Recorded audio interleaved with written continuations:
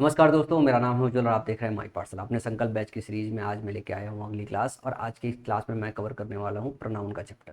अगर प्रोनाउन आपको परेशान करता है तो आज ये लेक्चर शिद्दत से देख के जाइए, मेरे से चैप्टर पढ़ के जाइए।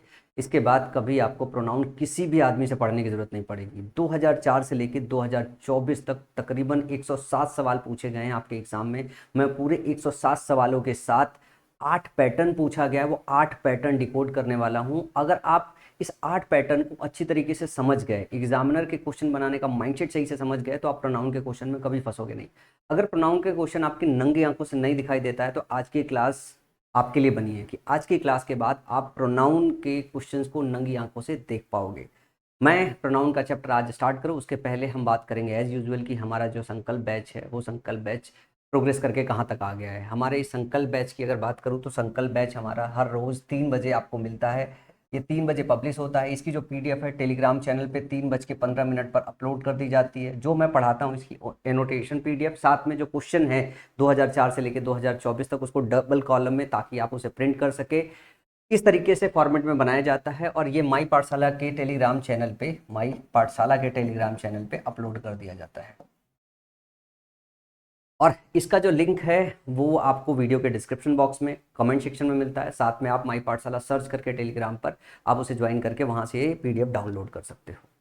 अगर मैं इस सीरीज़ को डिस्कस करूँ कि कहाँ तक हमने इसकी क्लासेस कर ली है, तो हमने नाउन चैप्टर को पूरी तरीके से कंप्लीट कर लिया है। इसमें मैंने आपको 120 क्वेश्चन पढ़ाए हुए हैं। जिन बच्चों ने इन 120 क्वेश्चंस को नहीं देखा है, सबसे पहले जाके नाउन को देखें। इस पूरी सीरीज़ को जो है, अगर गलती से आप प्रोनाउन के चैप्टर में आ भी गए हैं तो आप इसको सीक्वेंस से देखें। सीक्वेंस से देखेंगे तो आपको बहुत मजा आएगा। अगर आपने पहले से पढ़ रखा है तो आप प्रोनाउन का चैप्टर सीख लो। जब प्रोनाउन का चैप्टर सीख लोगे तब आपको लगेगा कि आपको नाउन का चैप्टर भी सीखना चाहिए।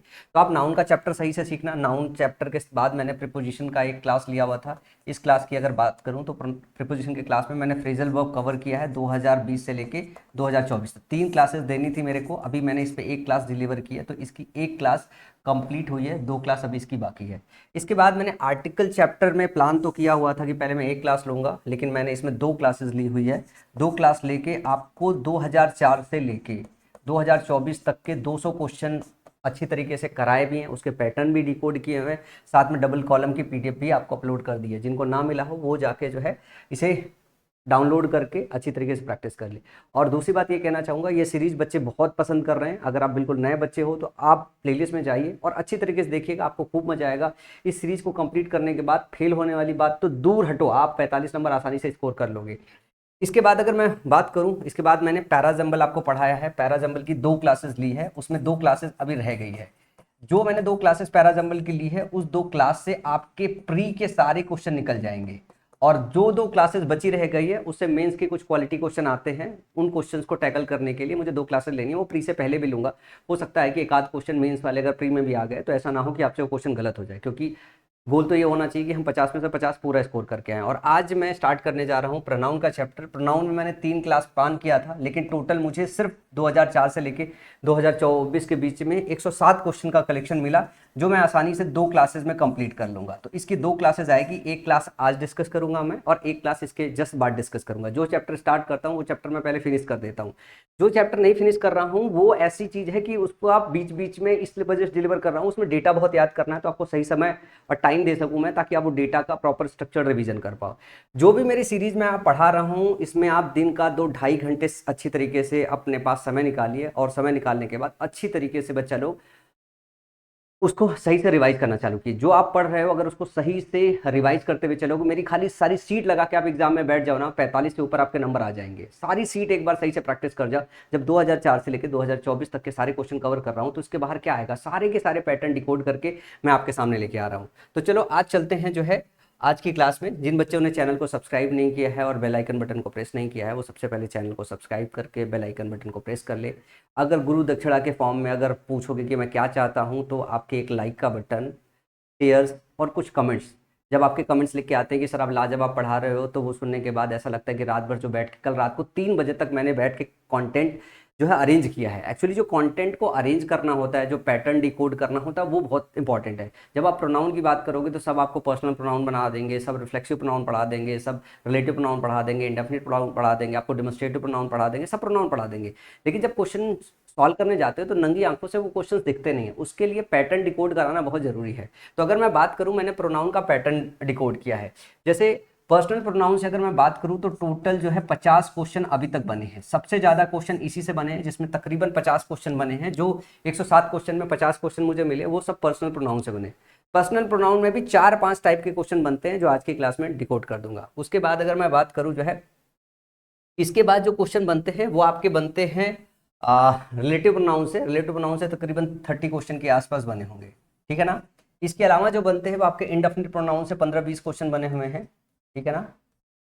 इसके अलावा बाकी छटे हुए क्वेश्चन थोड़े मोड़े करके सभी से बनते हैं। कुल मिला के 107 क्वेश्चन बने हुए हैं। और अगर मैं क्लास स्टार्ट करने से पहले ये पूरा आपको क्वेश्चन बैंक दिखाना चाहूँगा। मैंने पैटर्न पूरा डिकोड किया है। जैसे पैटर्न 1 पे कितने क्वेश्चन आए हैं जिसमें पर्सनल प्रोनाउन की बात कर रहे हैं, फिर पैटर्न 2 पे कितने क्वेश्चन बने हैं, ये सारा मैंने डिकोड किया है। पैटर्न 2 यहाँ से आपका स्टार्ट होता है और पैटर्न 3, पैटर्न 4, पैटर्न 8 तक है। इसी तरीके से टोटल 107 क्वेश्चन का कलेक्शन है जो पैटर्न है।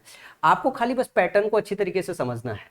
तो सबसे पहले अगर हम बात करें जो आज की क्लास में कवर करना चालू करेंगे हम लोग, पैटर्न नंबर 1 कवर करना चालू करेंगे। और पैटर्न अगर 1 की बात करें तो सबसे इंपॉर्टेंट है। और ये आपका जो पैटर्न की अगर बात करें तो ये आपका आता है पर्सनल प्रोनाउन। पर्सनल प्रोनाउन में 50 से ज़्यादा क्वेश्चन बने और अक्सर करके पर्सनल प्रोनाउन से क्वेश्चन या रिलेटिव प्रोनाउन से क्वेश्चन आपके एग्जाम में बनते हैं। तो जब पर्सनल प्रोनाउन से क्वेश्चन बनते हैं तो पर्सनल प्रोनाउन के क्वेश्चन पहचान में आना थोड़ा मुश्किल हो जाता है, क्योंकि पर्सनल प्रोनाउन का एक चार्ट होता है जिस चार्ट को याद करना किसी भी बच्चे के लिए बहुत मुश्किल काम होता है। अगर मैं बात करूं, ये एक चार्ट है जिस चार्ट को याद करना बहुत मुश्किल काम होता है। सबसे पहले किसी भी बच्चे को प्रोनाउन समझना होता है। प्रोनाउन की बेसिक डेफिनेशन क्या होती है? प्रोनाउन एक्चुअली जो है नाउन का रिप्लेसमेंट होता है। नाउन की रिपीटेशन को अवॉइड करने के लिए हम जो इस्तेमाल करते हैं जिन शब्दों का, उनको हम प्रोनाउन बोलते हैं। तो प्रोनाउन बेसिकली आता है नाउन को रिप्लेस करने के लिए। अब जब एग्जाम में प्रोनाउन का क्वेश्चन सॉल्व करना हो और नंगी आंखों से दिखना हो तो कुछ कीवर्ड्स होते हैं जो आप इतनी ज़्यादा प्रैक्टिस कर लो, इतनी ज़्यादा पढ़ लो कि वो आपको दिखाई दे। जैसे पर्सनल प्रोनाउन से जो 50 क्वेश्चन बनते हैं वो ये एक टेबल है जिस टेबल को आपको अच्छे तरीके से याद करना होता है। और ये टेबल एक्चुअली याद नहीं होता, हम बार बार ये टेबल रटते हैं, हम कभी इस टेबल को सही से समझते नहीं हैं। जब इस टेबल को सही से समझते नहीं हैं तो ये टेबल हमें याद नहीं होता। मैं कोशिश करूँगा आज की मैं इस टेबल को आपको अच्छी तरीके से समझा पाऊँ ताकि ये टेबल आपको याद हो जाए। अगर ये टेबल आपको याद हो गया तो 50 क्वेश्चन जो पूछे गए या आने वाले समय में जो भी क्वेश्चन प्री में पूछे जाएंगे या मेंस में पूछे जाएंगे, आप चुटकियों में क्वेश्चन को लगा लोगे। लेकिन आपको ये पहले याद करना पड़ेगा। सबसे पहले अगर मैं बात करूं प्रोनाउन को, तो प्रोनाउन देखो सब्जेक्ट की जगह पे रखा जाता है, क्योंकि नाउन सब्जेक्ट की जगह पे रखा जाता है तो प्रोनाउन भी सब्जेक्ट की जगह पे रखा जाएगा। नाउन ऑब्जेक्ट की जगह पे रखा जाता है तो प्रोनाउन भी क्या होगा? ऑब्जेक्ट की जगह पे रखा जाएगा। तो जब सब्जेक्ट की जगह पे प्रोनाउन रखा जाता है तो उसको सब्जेक्टिव या नॉमिनेटिव प्रोनाउन कहते हैं। जब ऑब्जेक्ट की जगह रखा जाता है तो उसको ऑब्जेक्टिव केस का प्रोनाउन कहते हैं। इसी तरीके से जब पॉजेसिव केस की बात होती है तो पॉजेसिव केस में दो बातें आती है, एक होती है पॉजेसिव एडजेक्टिव, एक होती है पॉजेसिव जो है प्रोनाउन। जैसे हम ये कहते हैं एक नाउन के साथ एपोस्ट्रोफी एस लगाते हैं फिर नाउन रखते हैं। तो जब ये नाउन के साथ एपोस्ट्रोफी लगाते हैं तो ये मॉडिफायर की तरह काम करता है। अगर आपने मेरी नाउन की क्लास ना देखी हो तो ये थोड़ा झिलेगा, अब नाउन की क्लास एक बार देख के आओ। तो ये वाला जो नाउन होता है वो मॉडिफायर या एडजेक्टिव की तरह काम होता है, और यहाँ पे जो रखते हैं उसको हम पॉजेसिव एडजेक्टिव बोलते हैं। और इस जगह अगर इस नाउन को रिप्लेस कर रहे हो तो हम क्या काम करते हैं? हम पॉजेसिव प्रोनाउन बोलते हैं, पॉजेसिव प्रोनाउन बोलते हैं। ये थोड़ा समझने के लिए एक हिंट है। एक ये बेसिक चीजें हैं जो आपको सेंटेंस में स्ट्रक्चरली पता होना चाहिए कि हम प्रोनाउन कहाँ कहाँ प्लेस करते हैं। उसके बाद अब ये जो पर्सनल प्रोनाउन है, पर्सनल प्रोनाउन आपको याद होना चाहिए। पर्सनल प्रोनाउन में अगर मैं बात करूं, याद कराऊं मैं आपको, तो जैसे अगर मैं बात करूं पर्सनल प्रोनाउन को, तो पर्सनल प्रोनाउन में एक हम नाउन को कैटेगराइज करते हैं लिविंग में और नॉन लिविंग में। नॉन लिविंग में, नॉन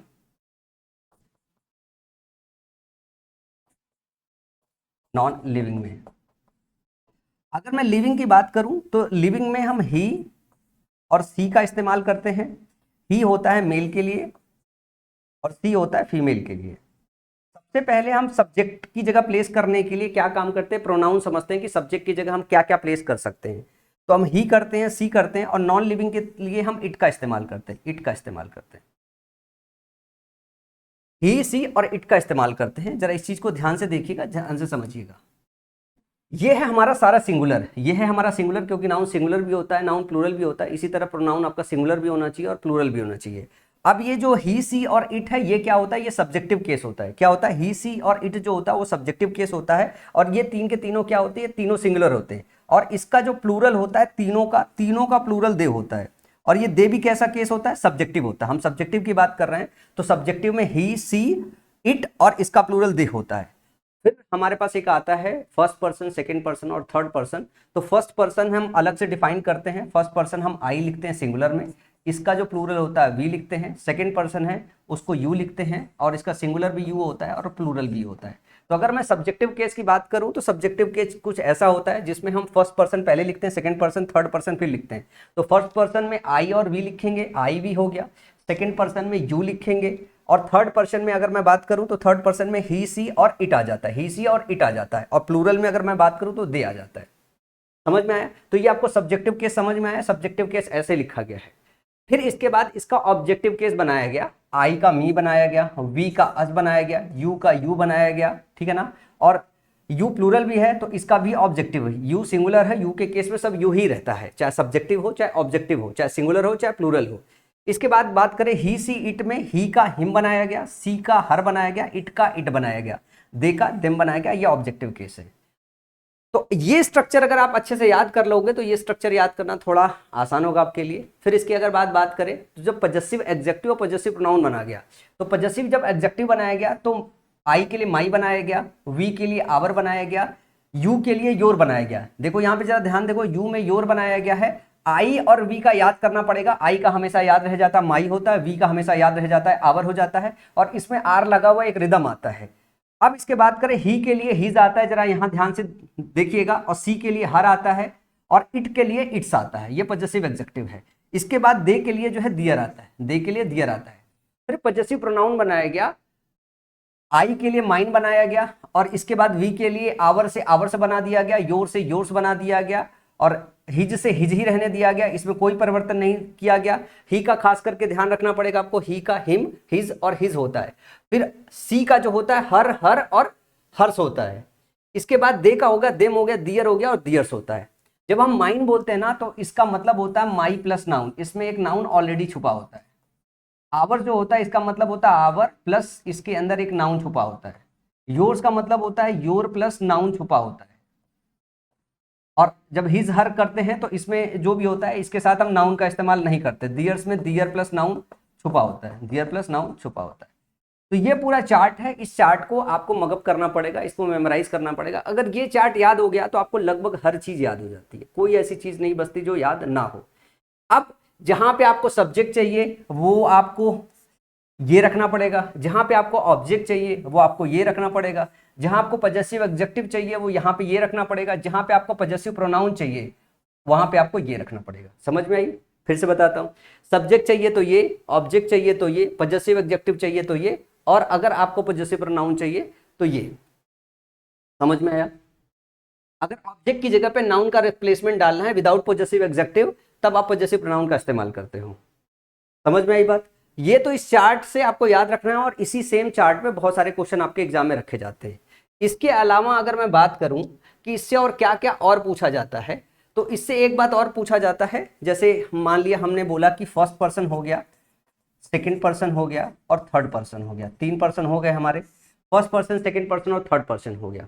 तो अगर किसी सेंटेंस के अंदर फर्स्ट पर्सन, सेकंड पर्सन और थर्ड पर्सन तीनों को एक साथ इस्तेमाल करना हो तो कैसे इस्तेमाल करेंगे? तो इसका बेसिक फंडा होता है, एक होता है गुड सेंस और एक होता है बैड सेंस। अगर सेंटेंस के अंदर कोई बुराई नहीं की गई है, किसी सेंटेंस के अंदर कोई बुरी बात नहीं की गई है या कोई नेगेटिव बात नहीं की गई है, तब हम गुड सेंस उसको समझते हैं। और गुड सेंस में हम स्ट्रक्चर इस्तेमाल करते हैं 2-3-1 का। 2-3-1 का मतलब हो गया पहले सेकंड पर्सन करते हैं, फिर थर्ड पर्सन करते हैं, फिर फर्स्ट पर्सन करते हैं। और अगर किसी 2 का इस्तेमाल करना हो तो इसी ऑर्डर में करते हैं, 2-3-3-1 और 2-1 करते हैं, ना कि 1 ऐसे साइक्लिक ऑर्डर में नहीं जाते, इधर से इधर जाते, इधर से इधर। जब कोई बैड वर्ड सेंटेंस के अंदर प्रेजेंट हो, जैसे गिल्टी जैसा शब्द हो गया कि राम एंड मी या Ram and I found guilty, तो राम और मैं दोनों जो है गिल्टी पकड़े गए, तो इस केस में जो सीक्वेंस होता है वो 1-2-3 होता है। क्या होता है? 1-2-3 होता है। और अगर 2 का इस्तेमाल करना हो तो 1-2-2-3 और 3-1 का इस्तेमाल करते हैं। इस तरीके से 3-1 नहीं, सॉरी 1-3 का इस्तेमाल करते हैं। अगर 3 के 3 प्लूरल हो, फर्स्ट पर्सन भी प्लूरल इस्तेमाल किया जाए, सेकंड पर्सन भी प्लूरल इस्तेमाल किया जाए, थर्ड पर्सन भी प्लूरल इस्तेमाल किया जाए, तो उसमें भी हम सीक्वेंस 1-2-3 का लेते हैं अगर प्लूरल इस्तेमाल हो। एक वो चार्ट से क्वेश्चन बनता है, दूसरा यहाँ पे जब first person, second person, third person जो है अगर आपको एक साथ इस्तेमाल करना हो तब आपको गुड सेंस और बैड सेंस या प्लूरल चेक करना रहता है कि इनमें से क्या है। दो टाइप समझ में आया, एक चार्ट से, दूसरा यहाँ से। तीसरा आता है एक कंसेप्ट प्रीपोजिशन। क्या होता है प्रीपोजिशन? अपने बाद जो है क्या लेता है? ऑब्जेक्ट लेता है। तो जब भी प्रीपोजिशन आप देखें तो प्रीपोजिशन के तुरंत बाद आपको क्या लेना है? अगर प्रोनाउन इस्तेमाल करना तो किस केस का प्रोनाउन आना चाहिए? ऑब्जेक्टिव केस वाला प्रोनाउन आना चाहिए। तो प्रोनाउन देखने के प्रीपोजिशन देखने के बाद इमीडिएटली जो है आपको ऑब्जेक्टिव केस का प्रोनाउन लगाना पड़े। अगर गलती से प्रीपोजिशन के बाद ऑब्जेक्टिव केस का प्रोनाउन नहीं दिया हुआ है तो गलत है। जैसे फॉर ही लिखें या फॉर हिम लिखें तो ध्यान रखना कि क्योंकि फॉर प्रीपोजिशन है तो ही नहीं लिखोगे, क्या लिखोगे? हिम लिखोगे। इसमें कुछ प्रीपोजिशंस का इस्तेमाल खूब ठीक से किया जाता है। जैसे लेट के बाद हम ऑब्जेक्टिव केस के प्रोनाउन का इस्तेमाल करते हैं, लाइक के बाद हम ऑब्जेक्टिव केस का प्रोनाउन का इस्तेमाल करते हैं, बिटवीन और एंड के साथ हम ऑब्जेक्टिव केस का प्रोनाउन इस्तेमाल करते हैं। बट का इस्तेमाल कंजंक्शन की तरह भी होता है, बट का इस्तेमाल आपका जो है प्रीपोजिशन की तरह भी होता है। तो जब बट का इस्तेमाल प्रीपोजिशन की तरह हो तो बट के बाद आप क्या लेते हो? ऑब्जेक्टिव केस का प्रोनाउन। और बट की जो मीनिंग होती है वो एक्सेप्ट के सिवा, सिवाय के मीनिंग में आती है, सिवाय के मीनिंग में आती है। और एक्सेप्ट अपने आप में भी खुद कभी का आ जाता है, जिसका मतलब बट या एक्सेप्ट होता है, जो सिवाय के सेंस में आता है। तो बट और एक्सेप्ट ये जो कीवर्ड्स है ये अपने बाद जो है ऑब्जेक्टिव केस का प्रोनाउन लेते हैं और सारे के सारे प्रीपोजिशन अपने साथ जो है ऑब्जेक्टिव केस का प्रोनाउन लेते हैं। तो जो तीसरा पैटर्न है वो यहां से बनता है, तीसरा पैटर्न है जो यहां से बनता है। अगला जो बनता है जब हम इट का इस्तेमाल करते हैं, जब हम इट का इस्तेमाल करते हैं, इट का इस्तेमाल करते हैं तो इट के बाद वर्ब की बी फॉर्म आती, मतलब क्या आएगा? इज, आर, एम या फिर वॉज या फिर वर। इसके बाद यहां पे ध्यान रखिएगा हम सब्जेक्टिव केस का प्रोनाउन इस्तेमाल करते हैं। किसका इस्तेमाल करते हैं? सब्जेक्टिव केस का प्रोनाउन इस्तेमाल करते हैं। जैसे मैं लिखूं इट वॉज ही या फिर हिम, क्या सही होगा?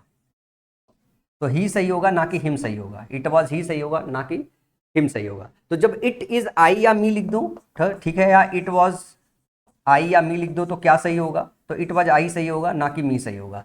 तो इट के केस में सबसे अच्छा जो क्वेश्चन प्रोनाउन से पूछा जाता है वो यही वाला केस पूछा जाता है। आप कुछ भूल जाओ बस इसे याद रख लो तो आप एग्जाम में जाओगे तो आपको पता चलेगा अरे यार यही तो पूछा गया था और क्या ही पूछा गया था एकदम। और इसको क्या पढ़ना मुश्किल काम है? नहीं, आपको पैटर्न याद नहीं रह जाएगा कि इट के बाद इज, आर, एम कुछ भी लगा हो, वॉज या वर लगा हो, तो इसके बाद हम सब्जेक्टिव केस का प्रोनाउन लेते हैं। तो ये चौथा पैटर्न है जो आपके एग्जाम में क्वेश्चन बनता है। और एक चीज और है जो आपको रट्टा मारना पड़ेगा, एक या दो चीज और है जो आपको रट्टा मारना पड़ेगा। अब जब हम आते हैं यहाँ पे कि जो हमारा पजेसिव एग्जेक्टिव था, कुछ ऐसे वर्ब्स हैं जैसे सेपरेशन है, लीव है, एक्सक्यूज है, मेंशन है, रिपोर्ट है और पार्डन है। ये वर्ब आपको रटना पड़ेगा। ये वर्ब ऐसे हैं जिनके साथ आप पजेसिव एग्जेक्टिव का इस्तेमाल नहीं करते, इनके साथ आप पजेसिव एग्जेक्टिव का इस्तेमाल नहीं करते, इनके साथ आप पजेसिव एग्जेक्टिव का इस्तेमाल नहीं करते। इसके पीछे का रीजन क्या होता है कि ये जो सारे के सारे जो है सॉरी ये वर्ब नहीं है, ये नाउन है। Separation, leave, excuse, mention, report, pardon, ये मुंह से निकल गया वर्ब है, ये नाउन है। इन नाउन के साथ आप पजेसिव एग्जेक्टिव का इस्तेमाल नहीं करते क्योंकि पजेसिव एग्जेक्टिव आता ही नाउन के लिए, तो पजेसिव एग्जेक्टिव बाद तो नाउन होगा, वर्ब नहीं होगा। तो ये नाउन्स है और इन नाउन के पहले पजेसिव एग्जेक्टिव का इसलिए इस्तेमाल नहीं करते हो कि ये जो separation, leave, excuse, mention, report और पार्डन है ये अपने आप में कॉन्टेक्स्ट में ऐसा होता है कि इनके अंदर जब पोजीशन होता है ना खुद में निहित होता है, तो इनके साथ एडिशनली पोजीशन नहीं लगाते हैं। इसका एक एक्सप्लेनेशन है, these noun are typically used in a formal और इम्पर्सनल कॉन्टेक्स्ट, मतलब इनको फॉर्मल तरीके से इस्तेमाल किया जाता है, या इम्पर्सनल मतलब पर्सनल ना हो के इन नाउन्स का इस्तेमाल किया जाता है। तो अगर हम इनके साथ पजेसिव एग्जेक्टिव लगा देते हैं तो पजेसिव एग्जेक्टिव का क्या मतलब होता है? पोजीशन दिखाना। तो इन नाउन्स का हम पोजीशन नहीं दिखाते। मेन चीज मोटा मोटा आप ये समझ सकते हैं कि इन नाउन का हम पोजीशन नहीं दिखाते। जैसे कुछ एग्जांपल से इस बात को समझ सकते हो, जैसे हमने लिख दिया योर सेपरेशन, तो योर सेपरेशन लिखना गलत होता है। एट हिज साइड लिखना है तो हिज साइड लिखना गलत होता है। योर फेवर लिख दिया तो ये गलत होता है। She could not bear his separation लिखना गलत है। If you want this job you will need his favour, तो ये हिज फेवर लिखना गलत है। इसका जो करेक्ट स्ट्रक्चर होता है कुछ इस तरीके से होता है, separation from you at the sight of him, ठीक है ना। इसके बाद अगर बात करें, अगर योर फेवर है तो फेवर फ्रॉम यू हो गया, ठीक है ना। सेपरेशन की बात है, सेपरेशन फ्रॉम यू, और हिज फेवर का मतलब फेवर फ्रॉम हिम। तो इस तरीके से इसका इस्तेमाल करते हैं। एक आध क्वेश्चन कभी आया था आपके एग्जाम में, ठीक है।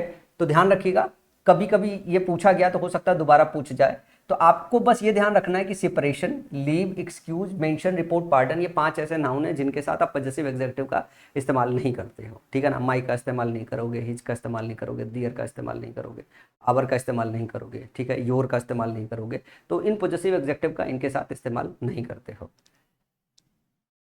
एक और चीज है जो पॉजेसिव एग्जेक्टिव के केस में और आपके एग्जाम में आता है, अगर आपके पास पॉजेसिव एग्जेक्टिव आ गया, पॉजेसिव एग्जेक्टिव आ गया मिड में, ध्यान से देखिएगा, पॉजेसिव एग्जेक्टिव आ गया, पॉजेसिव एग्जेक्टिव के बाद अगर वर्ब दे दिया गया हो, अगर वर्ब दे दिया गया हो तो वर्ब जो होगा ये आईएनजी फॉर्मेट में होना चाहिए, वर्ब जो होगा वो आईएनजी फॉर्मेट में होना चाहिए। इसके पीछे का रीजन क्या है? इसके पीछे का बिल्कुल बेसिक रीजन ये है कि एग्जेक्टिव जो होता है अपने बाद नाउन लेता है, एग्जेक्टिव अपने बाद नाउन लेता है, तो वर्ब होता है। लेकिन जीरंड का चैप्टर हम पढ़ते हैं, जीरंड में जब हम वर्ब की आईएनजी फॉर्म इस्तेमाल करते हैं तो हम उसको बोलते हैं ये सेमी नाउन है और सेमी वर्ब है। तो जब भी आपको मिड में कभी ऐसा हो कि आपको पॉजेसिव एग्जेक्टिव देखने को मिला और उसके बाद वर्ब देखने को मिल गया, तो इमीडिएटली आप उस वर्ब को आईएनजी फॉर्मेट में कन्वर्ट कर लीजिए। या वर्ब से पहले ऑब्जेक्टिव केस का प्रोनाउन देखने को मिल गया, मतलब वर्ब की आईएनजी मिड में दी हुई है, उसके पहले अगर ऑब्जेक्टिव केस का प्रोनाउन देखने को मिल गया तो उसे पॉजेसिव एग्जेक्टिव में कन्वर्ट कर लीजिए। दोनों बात को आपको खास करके ध्यान रखना पड़ेगा। जैसे अगर मैं इस क्वेश्चन में बात करूं, I was confident of my winning the race, ठीक है ना, I was confident of my winning the race लिखा हुआ है, तो ये है वर्ब और ये है माई, तो ये वर्ब की आईएनजी है और ये माई दिया हुआ है, तो अपने आप में सही दिया हुआ है, ठीक है ना। I was confident of my winning the race, she was not confident of her doing well in the examination, she was not confident of her doing well in the examination, ये हर दिया हुआ है, ठीक है ना। तो हर अगर बात करें पॉजेसिव एग्जेक्टिव क्या होता है, सी हर, और हर का फिर पॉजेसिव एग्जेक्टिव भी हर ही होता है, तो her doing well in the examination अपने आप में करेक्ट है। जरा इस क्वेश्चन में देखिए, she is sure of me my mind helping others, ये वर्ब की आईएनजी फॉर्म है, और अगर मैं पूछूं यहाँ मी होगा या माई होगा या माइन होगा, क्या होगा, तो यहाँ पे माई होगा, माई हेल्पिंग अदर्स होगा। समझ में आया? वर्ब की आईएनजी फॉर्म है तो आपको क्या लेना पड़ेगा, आपको लेना पड़ेगा पॉजेसिव एग्जेक्टिव।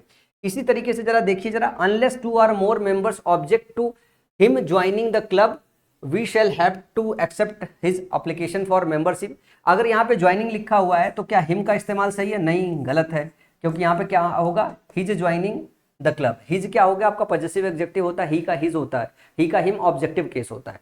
तो ध्यान रखिए, वर्ब की आईएनजी और पॉजेसिव एग्जेक्टिव एक साथ आता है। अगला क्वेश्चन देखोगे, I was surprise and pleased when I was informed of me winning the contest. Me winning the contest नहीं होगा, माई विनिंग द कॉन्टेस्ट होगा। पॉजेसिव एग्जेक्टिव और वर्ब की आईएनजी एक साथ रखते हैं। इसी तरीके से बात करें, my teacher did not object to my using the calculator होगा, ना कि मी होगा। यहाँ पे आपको अगर वर्ब की आईएनजी दिया हुआ तो ये पॉजेसिव एग्जेक्टिव होगा। तो ध्यान रखना क्या है कि पॉजेसिव एग्जेक्टिव और वर्ब की आईएनजी एक साथ आता है, और जब वर्ब की आईएनजी यहाँ काम कर रहा होता है तो ये काम करता है जिरंड का, और जिरंड आपका होता क्या है, जिरंड आपका सेमी नाउन होता है। अगर जिरंड ना समझ में आए तो ये बात तो आप याद रख सकते हो कि पॉजेसिव एग्जेक्टिव वर्ब की आईएनजी साथ में आते हैं, और वहां पे वर्ब की आईएनजी किस तरह काम करता है, नाउन की तरह काम करता है। बस इतना ही मैथ्स पैटर्न के क्वेश्चन आपके एग्जाम में बनते हैं, और इसके बियॉन्ड कोई पैटर्न बनता ही नहीं है। अब ये सारे जो है नंगी आंखों से देखने के लिए मैं 50 क्वेश्चन की आपको प्रैक्टिस कराने वाला हूँ, सब आपको नंगी आंखों से दिख जाएगा। जो मैंने 4-5 पैटर्न बताए हैं पर्सनल प्रोनाउन से, 4-5 पैटर्न, ये 50 क्वेश्चन प्रैक्टिस करने के बाद सब नंगी आंखों से दिख जाएगा, क्योंकि अभी तो मैंने आपको समरी दी है, अब क्वेश्चन पे आपको अप्लाई करना है। सबसे पहला क्वेश्चन है, John, I and Hari have finished our studies, no error. MTS के एग्जाम में क्वेश्चन पूछा गया है, दिया हुआ है जॉन, आई एंड हरी। मैं आपको एक बात और क्लियर कर दूं, जो नेम होता है ये हमारा नाउन होता है। जब हम इसको बात करें कि ये फर्स्ट पर्सन आता है, सेकंड पर्सन आता है, थर्ड पर्सन आता है, तो जितने भी नेम हैं वो सब थर्ड पर्सन में आते हैं। किस में आते हैं? थर्ड पर्सन में आते हैं। तो अगर मैं बात करूं जॉन और हरी को, तो ये भी थर्ड पर्सन है और ये भी थर्ड पर्सन। अब अगर मैं आपको बोलूं कि जरा ध्यान से देखो, थर्ड पर्सन और फर्स्ट पर्सन एक साथ इस्तेमाल किया गया है, तो इनका सही ऑर्डर क्या होना चाहिए, सही ऑर्डर क्या होना चाहिए, इसके लिए आपको देखना पड़ेगा कि जो आपका सेंटेंस है उसमें कोई नेगेटिव वर्ड है। John, I and Hari have finished our studies, John मैंने और हरी ने अपना जो काम है, अपनी जो स्टडीज है वो फिनिश कर दी, तो इसमें कोई नेगेटिव वर्ड तो है नहीं। इसका मतलब जो सीक्वेंस होगा वो होगा 2, 3, 1 का। इसमें सिर्फ 3 और 1 इस्तेमाल है, तो मतलब जो स्ट्रक्चर होगा 3-1 स्ट्रक्चर का इस्तेमाल होगा। अगर 2-3 है तो दोनों 3 पहले आएगा फिर 1 आएगा, तो 3-3-1 का इस्तेमाल होगा। तो यहाँ पे John, Hari and I have finished our studies हो सकता है, ठीक है ना, John, Hari and I have finished our studies हो सकता है। लेकिन अगर आप इसको अल्फाबेटिकल ऑर्डर में लिखना चाहो तो आप ऐसे भी लिख सकते हो, एच पहले आता है कि जे पहले आता है, ABCDEFGHIJK, एच पहले आता है। तो Hari, John and I have finished our study, आप ऐसे लिख सकते हो अगर इसको इन दोनों को अल्फाबेटिकल ऑर्डर में लिखो। पर कोई ऐसा ग्रामेटिकल रूल नहीं है कि आप 3-3 में आप अल्फाबेटिकली लिखोगे। लेकिन अगर ये कहीं आपके ऑप्शन में मिले तो आप अल्फाबेटिकली इसको अरेंज करो, क्योंकि अल्फाबेटिकली हर चीज़ को अरेंज किया जाता है। तो पहला जो क्वेश्चन है वो किस चीज़ पे बेस्ड था, गुड सेंस और बैड सेंस में, कि अगर आपके जो प्रोनाउन होते हैं फर्स्ट पर्सन, सेकंड पर्सन और थर्ड पर्सन होते हैं, जिसमें जो नाम होता है वो थर्ड पर्सन के अंतर्गत आता है, तो इनको अगर एक साथ इस्तेमाल करना हो सब्जेक्ट के प्लेस पे तो आप इनका करेक्ट ऑर्डर क्या रखोगे। अगर कोई निगेटिव वर्ड नहीं है तो इनका जो करेक्ट ऑर्डर होता है वो होता है 2-3-1 का, और इसमें सिर्फ 3 और 1 दिया हुआ है तो 3-3-1 का इस्तेमाल करोगे। अगला जरा क्वेश्चन देखो, I am yours affectionate son, मैं तुम्हारा अफेक्शनेट सन हूं, आई एम योर्स। एक तो पहली बात ये समझो, जो एपोस्ट्रोफी एस होती है ये नाउन के साथ लगाया जाता है, ये नाउन के साथ लगाया जाता है, ये प्रोनाउन के साथ नहीं लगाया जाता है, प्रोनाउन के साथ नहीं लगाया जाता है। जब हम योर्स लिखते हैं, योर्स लिखते हैं, इसका मतलब होता है your plus noun, your plus noun. और ये क्या होता है, ये होता है आपका पजेसिव प्रोनाउन, ये होता है आपका पजेसिव प्रोनाउन। और योर क्या होता है, आपका पजेसिव एडजेक्टिव होता है, ये होता है पजेसिव एडजेक्टिव, पजेसिव एडजेक्टिव होता है।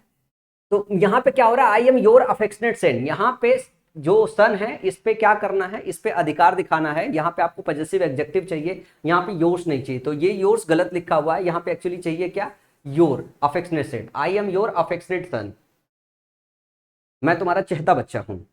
Both me and my sister went to a boarding school, no error.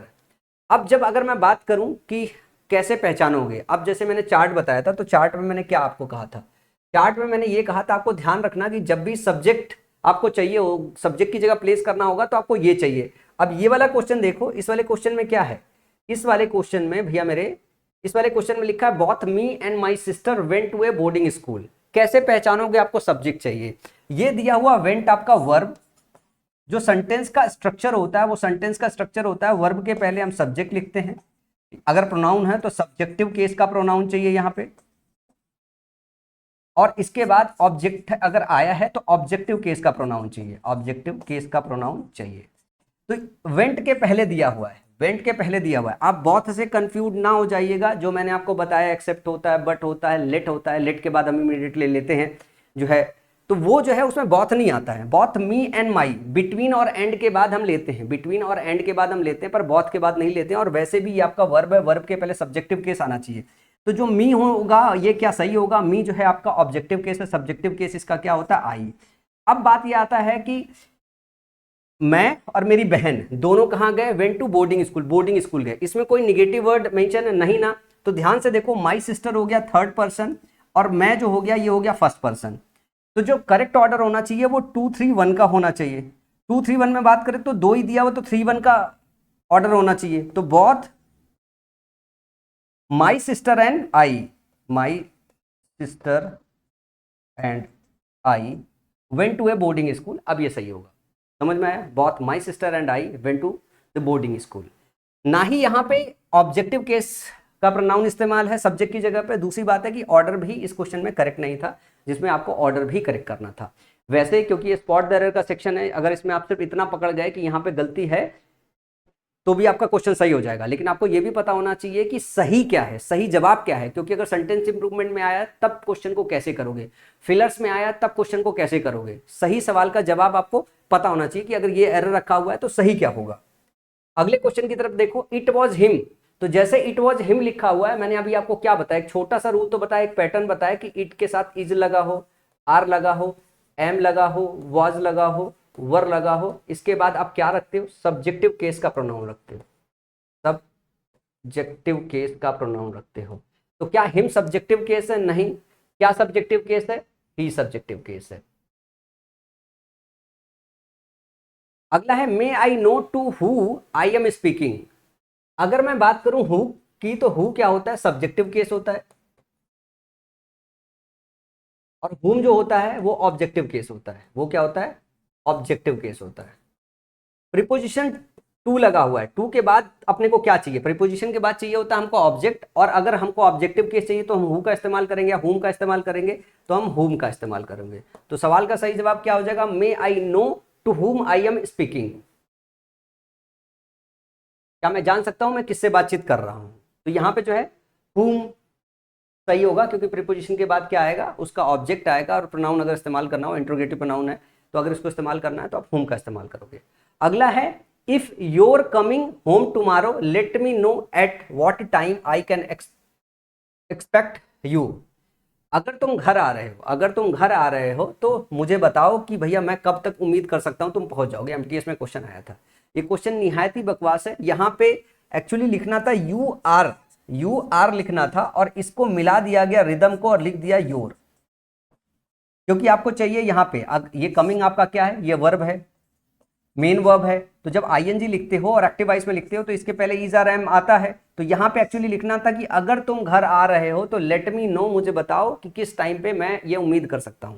तो यहाँ पे योर नहीं लिखना था, एक्चुअली लिखना था यू आर, तो करेक्ट हो जाएगा you are.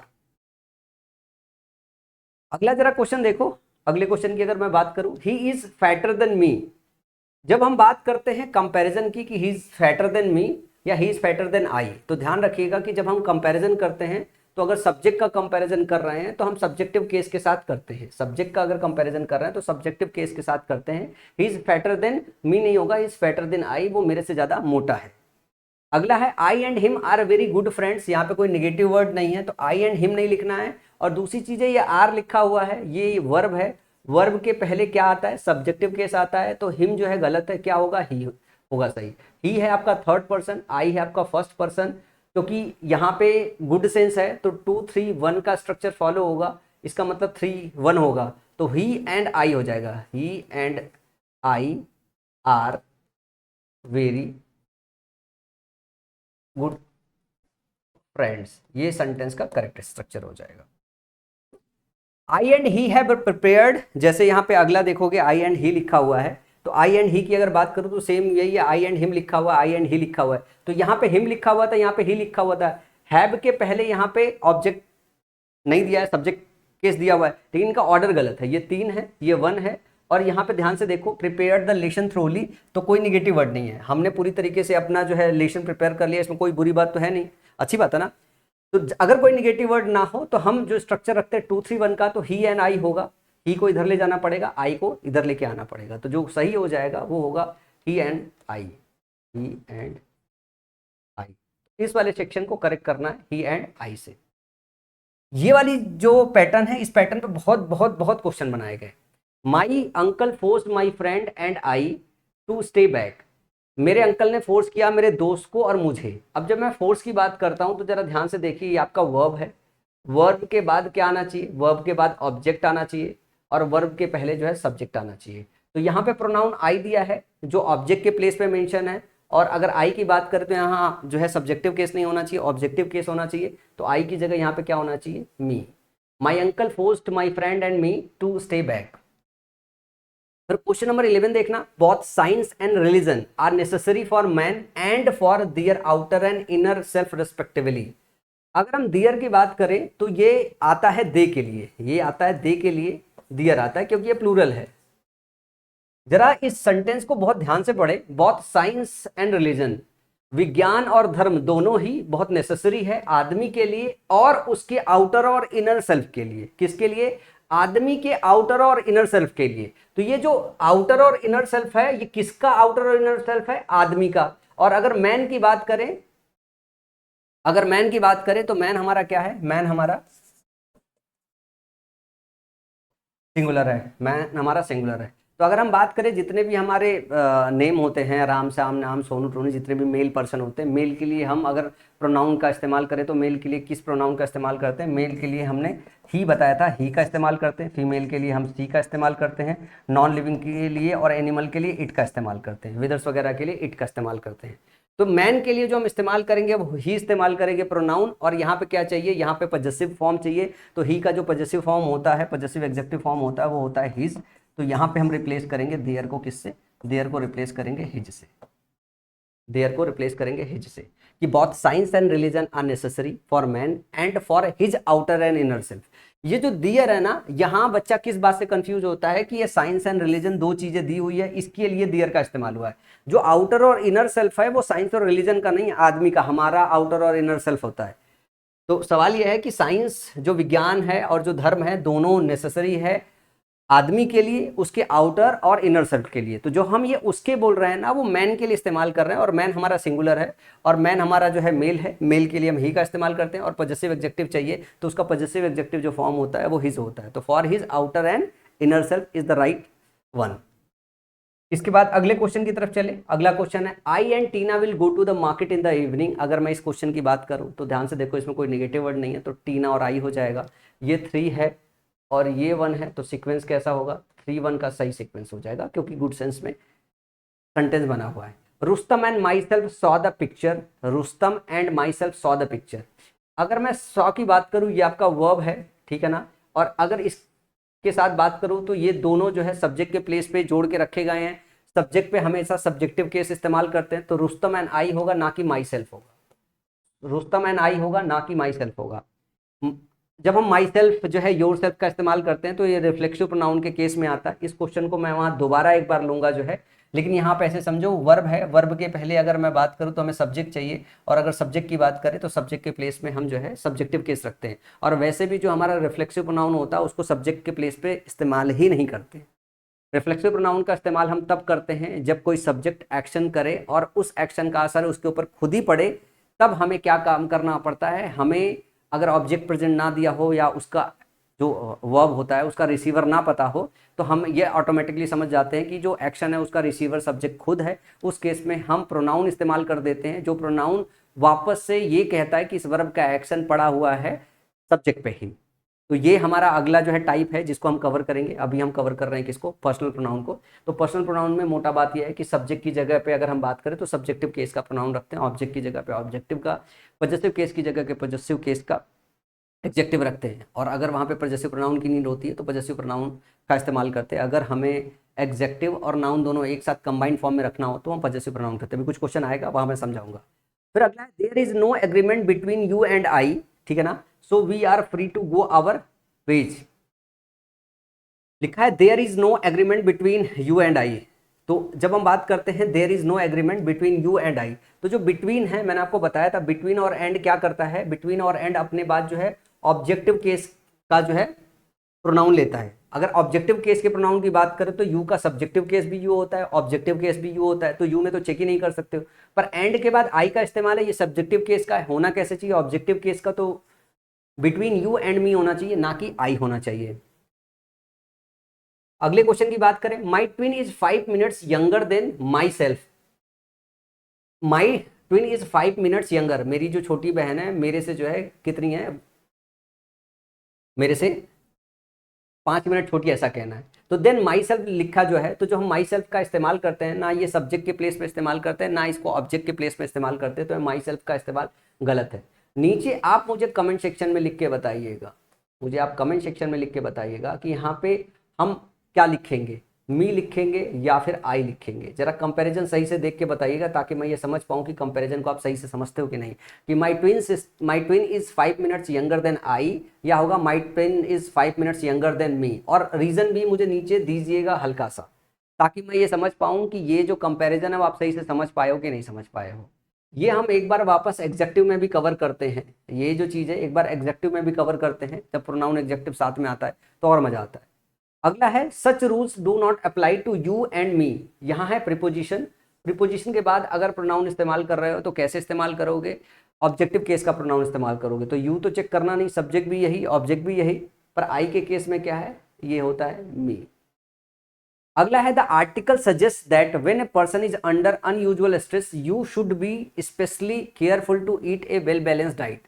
Question number 17 SSC CGL mains का क्वेश्चन है, और ये क्वेश्चन सबसे अच्छा क्वेश्चन है प्रोनाउन का। जो अगर ध्यान से नहीं पढ़ोगे या इस तरीके का क्वेश्चन पहले से लगा के नहीं गए रहोगे तो इस तरीके का क्वेश्चन एग्जाम में आप सही ही नहीं कर सकते हो। रीजन क्या है, जरा ध्यान से देखना।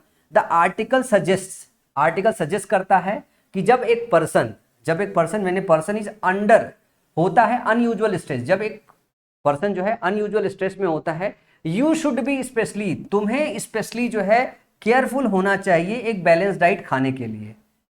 सवाल ये कह रहा है कि अगर आर्टिकल ये सजेस्ट कर रहा है कि अगर एक पर्सन, अगर किसी पर्सन की बात कर रहे हैं कि अगर कोई पर्सन अनयूजुअल स्ट्रेस में हो तो तुमको, अगर कोई पर्सन, फिर से मेरी बात को समझिएगा, अगर कोई पर्सन अनयूजुअल स्ट्रेस में हो तो तुमको बैलेंस डाइट खाना चाहिए।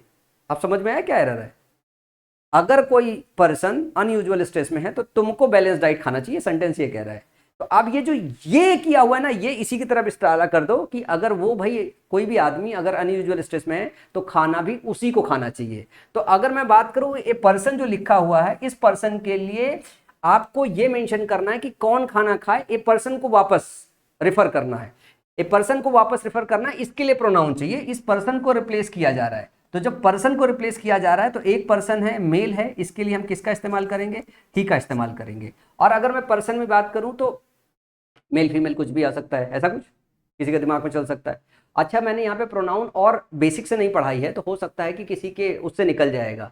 तो आप ऐसे समझो कि जो पर्सन होता है, ठीक है, जहाँ पे आपको मेल और फीमेल ना समझ में आए, जैसे एडवोकेट हो गया, ठीक है, टीचर हो गया, आपको इसमें मेल फीमेल ना समझ में आए, ठीक है, तो उसमें हमेशा ध्यान रखिएगा कि हम मेल प्रोनाउन का इस्तेमाल करते हैं, मतलब सी का इस्तेमाल नहीं करते जब तक स्पेशली फीमेल मेंशन ना हो, हम हमेशा उसे मेल कंसिडर करके चलते। तो अगर किसी बच्चे को, हिंदी भाषी बच्चे को डाउट हो रहा हो कि भाई पर्सन जो है वो महिलाएं भी हो सकती है, पुरुष भी हो सकते हैं, लड़का भी हो सकती है, लड़की भी हो सकती है, ध्यान रखिए जब तक स्पेशली आपका फीमेल का पता ना चले आप मेल प्रोनाउन का इस्तेमाल करोगे। तो ऐसे केस में यहाँ पे ए पर्सन के लिए इस्तेमाल करोगे यू नहीं, ही शुड बी स्पेशली। क्या इस्तेमाल करोगे? ही शुड बी स्पेशली जो है careful to eat a balance diet. आप ऐसा नहीं कर सकते हो कि अगर एक आदमी जो है अनयूजुअल स्ट्रेस में हो तो तुम्हें बैलेंस डाइट खाना चाहिए, कोई तुक ही नहीं बनता। अगर वो स्ट्रेस में है तो उसे बैलेंस डाइट खाना चाहिए। तो ए पर्सन के लिए प्रोनाउन इस्तेमाल करो ना, तो ए पर्सन के लिए प्रोनाउन जो आएगा वो ही आएगा। इसको रिप्लेस करना है तो इसको रिप्लेस करने के लिए ही का इस्तेमाल करो। या इसको ऐसे भी कर सकते हो, the person should be specially careful to eat a balance diet. अगर a person is under unusual stress है, the person should be specially eat a balance diet. तो आप आर्टिकल द के साथ पर्सन को दोबारा मेंशन करके भी सेंटेंस को ग्रामेटिकल करेक्ट कर सकते हो, लेकिन प्रोनाउन इसीलिए बनाया गया है कि आप नाउन को रिप्लेस करके प्रोनाउन का इस्तेमाल करो। इस वजह से हम यहाँ पे किसका इस्तेमाल करेंगे? ही का इस्तेमाल करेंगे। यू की जगह ही आना चाहिए, क्योंकि आपको प्रोनाउन गलत दिया हुआ तो प्रोनाउन से रिप्लेस करना है। ये मेंस का क्वेश्चन है, जब भी मेंस के क्वेश्चन मिलेंगे तो एक दो क्वेश्चन थोड़े ट्रिकी, थोड़े मतलब ऐसा कुछ था नहीं, उसमें कुछ दम नहीं था, लेकिन अगर सवाल को ध्यान से नहीं पढ़ोगे तो गड़बड़ हो जाएगी। और एग्जाम के अंदर इतना प्रेशर होता है कि इस तरीके के क्वेश्चन अगर पहले से आप लगा के ना जाओ तो एग्जाम में पता ही नहीं चलेगा यार, बिल्कुल पता नहीं चलता है। अगला है was it him. Was it him नहीं होगा, वॉज इट हाई होगा। जैसे मैंने बोला कि it is are am was were हो, वाज वर हो, और इसके बाद क्या करते हैं हम? सब्जेक्टिव केस लेते हैं, सब्जेक्टिव केस लेते हैं, ये मैंने आपको बताया। लेकिन अगर गलती से ये आगे कर दिया जाए, ये पीछे कर दिया जाए, तो भी इसका जो फॉर्म है वो यही बना रहेगा। तो वॉज इट हिम नहीं होगा, वॉज इट ही होगा। अब क्वेश्चन करेक्ट हो जाएगा। अगला लिया हुआ as it was his first date, at it was his first date he dressed himself in best suit.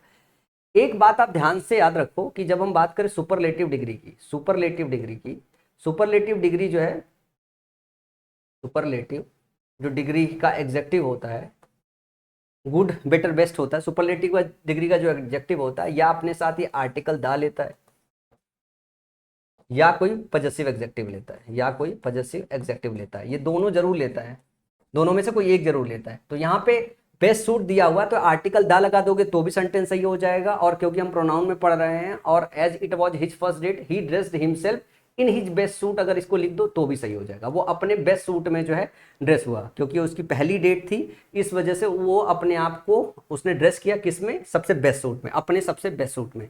यहाँ आर्टिकल द रखोगे तो जिससे वो बात कह रहा है उसको अंडरस्टूड हो जाएगा कि कौन से ड्रेस की बात हो रही है। और अगर पब्लिकली बताना चाहते हो कि वो अपने ड्रेस की बात कर रहा है तो यहाँ पे हिज मेंशन कर दो, तो उसके बाद जो भी अवेलेबल ड्रेस है उसका जो बेस्ट ड्रेस है उसमें उसने अपने आप को ड्रेस किया है, वो पहना है। अगला है क्वेश्चन नंबर 20। वैसे प्रोनाउन से इसका कुछ खास लेना देना नहीं है, इसका कोर जो लेना देना है वो नाउन से लेना देना है। तो अगर नाउन का चैप्टर नहीं पढ़े हो तो एक बार पढ़ लो। The audience are humbly requested to be seated in their seats. जो ऑडियंस होता है ये एक ऐसा नाउन है जो जूरी, टीम, कमिटी जैसे कलेक्टिव नाउन वाले ग्रुप में आता है। ये इसका यूज जो है सिंगुलर भी होता है, इसका यूज जो है प्लूरल भी होता है। जब आपको ये पता हो कि मीनिंग यूनाइटेड सेंस में निकलनी है तो सिंगुलर यूज होता है, मीनिंग डिवाइडेड सेंस में निकलनी है तो प्लूरल यूज होता है। तो ऑडियंस से रिक्वेस्ट किया गया है कि वो क्या काम करे, जो है कि वो सीट्स पर बैठ जाए। तो जब ऑडियंस सीट्स पे बैठेगी तो सारी ऑडियंस अपनी अपनी सीट पे बैठेगी। इसका मतलब है कि इसमें डिवीजन है, मतलब कोई एक सीट पे तो बैठेगा नहीं, जितनी भी भीड़ है वो अपने अपने, या जितनी भी ऑडियंस है वो अपनी अपनी सीट पे बैठेगी। तो ऑडियंस के साथ इसी वजह से यहाँ पे आर लिया गया है। Humbly requested to be seated in their seats, humbly requested to be seated in their seats लिखा हुआ है। तो इस पर्टिकुलर क्वेश्चन में कोई एरर नहीं है। अगर यहाँ पे ये लिख दिया जाता इट्स सीट्स, इट्स सीट्स, तब जो है क्वेश्चन गलत हो जाता। तो इस क्वेश्चन में कोई एरर नहीं था, ये नो एरर है। वैसे मैं नो एरर का क्वेश्चन हटा के ही ले आता हूँ, लेकिन ये क्वेश्चन आ गया है तो कोई बात नहीं, चलो कर ही लेते हैं अगर आ गया है तो। अगले क्वेश्चन की तरफ चले। When you have gone through my notes give the same to me. ये भी क्वेश्चन बहुत अच्छा क्वेश्चन था। इस क्वेश्चन को पढ़ के किसी को समझ में नहीं आता क्या एरर है, क्यों एरर है, कैसा एरर है। क्वेश्चन नंबर 21 SSC CHSL में आया था। When you have gone through my notes, जब तुम मेरे नोट से गुजर जाओ, give the same to me, तो वही मेरे को वापस कर दो। देखो जब द सेम का इस्तेमाल होता है ना, इसका इस्तेमाल होता है आपका फॉर्मल में। जब फॉर्मल बात करते हैं तो जब ऑफिशियल लैंग्वेज लिखी जाती है तब इस तरीके की बात लिखी जाती है। लेकिन अगर हम बात करें जो है कि जो हमारा कन्वर्सेशनल इंग्लिश होती है, ठीक है ना, या जो इनफॉर्मल इंग्लिश होती है, उसमें जब हम ऐसे कन्वर्सेशनल करते हैं तो, या एग्जाम के प्रोस्पेक्ट से अगर इस बात को समझो तो हम द सेम का इस्तेमाल नहीं करते। इस केस में हम देम का इस्तेमाल करते हैं, देम का इस्तेमाल करते हैं। समझ में आई? द सेम का इस्तेमाल हम फॉर्मल वे से करते हैं, लेकिन अगर एग्जाम में इस तरीके का क्वेश्चन बनाया जाता है तो आप समझो कि द सेम को एग्जामिनर चाहता है आप रिप्लेस करो देम से। ग्रामेटिकली ये करेक्ट नहीं है, लेकिन एग्जाम प्रोस्पेक्टिव से ये गलत है, क्योंकि एग्जामिनर वही समझना चाहता है जो आपकी कन्वर्सेशनल इंग्लिश होती है, जो कन्वर्सेशनल करेक्ट इंग्लिश होती है, उसमें हम देम का इस्तेमाल करते हैं, द सेम का इस्तेमाल नहीं करते। तो जरा सेंटेंस पढ़े। ये क्या आपको लग रही है, ये फॉर्मल है, मतलब आपका कहीं ऑफिशियल लैंग्वेज का इस्तेमाल किया गया है। कहा यह जा रहा है when you have gone through my notes, जब तुम मेरे नोट से गुजर जाओ तो गिव देम टू मी, तो उसे मुझे वापस कर दो। तो यहाँ पे द सेम की जगह क्या लिखना था, देम लिखना था। द सेम की जगह क्या लिखना था, देम लिखना था। क्योंकि अगर हम कन्वर्सेशनल इंग्लिश की बात करें, जो है इनफॉर्मल इंग्लिश की थोड़ी सी बात करें, जब हम आपस में बातचीत करते हैं तो ऐसे में हम देम का इस्तेमाल करते हैं, द सेम का इस्तेमाल नहीं करते। और ये पूरा जो स्टेटमेंट है हम आपस में बात कर रहे हैं ना, तो ये फॉर्मल तो हुई नहीं। तो अगर ये फॉर्मल लैंग्वेज नहीं है तो हम द सेम का इस्तेमाल नहीं करेंगे, वहाँ पे हम देम का इस्तेमाल करेंगे। समझ में आई बात? तो ये इंपॉर्टेंट क्वेश्चन है। जब इस तरीके का क्वेश्चन मिलता है तो इसके एक्सप्लेनेशन को और इस तरीके के क्वेश्चन को स्टार मार्क करके रख लेना चाहिए आप सब लोगों को। अदरवाइज क्या होता है कि बाद में रिवीजन के वक्त वो बात गुजर जाती है। जैसे ये वाला क्वेश्चन है, इन सब इसको जो है आप सब लोगों को जो है स्टार मार्क करके रख लेना चाहिए। जब मैं अपनी तैयारी करता था तो मैं हमेशा इस तरीके के क्वेश्चन को स्टार करके अलग से रख लेता था, क्योंकि मैं समझता था कि ये ऐसे यूनिक आइडियाज़ है जो कब मतलब आए हैं, इस तरीके के दूसरे जो है क्वेश्चन बन सकते हैं। तो इस तरीके के जब मल्टीपल क्वेश्चन का कलेक्शन हो गया, जब मैं रिवाइज करता था तो मैं कि कई कई क्वेश्चंस की भावनाएं, उसकी फीलिंग समझ सकता था कि हाँ भाई ये जो है पैटर्न या जो टाइप है, ये टाइप का क्वेश्चन बन सकता है, मुझे यहाँ पे भी फोकस रहना है। तो इस तरीके से आपको इनको अलग से नोट्स के फॉर्म में अलग रखना चाहिए। जो भी क्वेश्चन आपके गलत हो रहे हैं, तो जो भी सीट मैं आपको दे रहा हूँ, सीट में अपना अलग से वो जो है बना लो। जब मैं एक बार इसको रिवीजन भी कराऊंगा तो वो सारे क्वेश्चन भी मैं अलग से छांट दूंगा, जिसमें आप थोड़ा थोड़ा भूलने के चांसेस बनेगा, जिनको अलग से रिवाइज करने की जरूरत पड़ेगी। अगर मुझे समय मिला 31 जुलाई के बाद, बैच खत्म करने के बाद, तो मैं फिर से अलग से रिवीजन के लिए उन सारी चीज़ों को हाईलाइट करूंगा जो आपको पढ़ते वक्त मैं समझ रहा हूं कि आप भूल सकते हो। दोबारा उनके एक्सप्लेनेशन को आपको वीडियो देखने की जरूरत पड़ेगी, तो उन सबको इकट्ठा करके दोबारा आपको एक्सप्लेन करूंगा मैं। मी and my wife were at home last night. तो यहाँ पे ध्यान रखो, मी की जगह आपको आई लेना है क्योंकि सब्जेक्टिव केस चाहिए। माई वाइफ को आपको पहले डालना है क्योंकि यहाँ पे कोई नेगेटिव बात नहीं हो रही। तो my wife and I were at home last night. अच्छा, जितना आपने सीक्वेंस बदलने को लेके देखा, एक भी क्वेश्चन में आपको नहीं मिला होगा जहाँ पे कोई निगेटिव वर्ड्स मिला है, सब पॉजिटिव वर्ड्स ही मिले। अगला है science and technology and their fallouts do not complete human culture. देखो क्वेश्चन नंबर 23 का प्रोनाउन से तब तक लेना देना नहीं है जब तक नाउन आप सही से नहीं पढ़ लो। जैसे ब्रेड एंड बटर बोलते हैं तो ब्रेड एंड बटर यूनिट में बोलते हैं और ये सिंगुलर होती है। उसी तरीके से साइंस एंड टेक्नोलॉजी की जब बात करते हैं, जैसे साइंस और रिलीजन था, साइंस एंड टेक्नोलॉजी एक सिंगल शब्द है, साइंस एंड रिलीजन तो अलग अलग है। जैसे बहुत साइंस एंड रिलीजन मैंने लिखा, लेकिन साइंस एंड टेक्नोलॉजी यूनिट की तरह काम आता है और ये सिंगुलर होता है। ये बात की सिर्फ आपको जानकारी होती तो इस क्वेश्चन को आसानी से कर लेते। तो science and technology and their fallout जो लिखा है, तो दियर की जगह आप क्या लिख देते, इट्स फॉल आउट। क्या लिख देते, it's fall out do not complete human culture.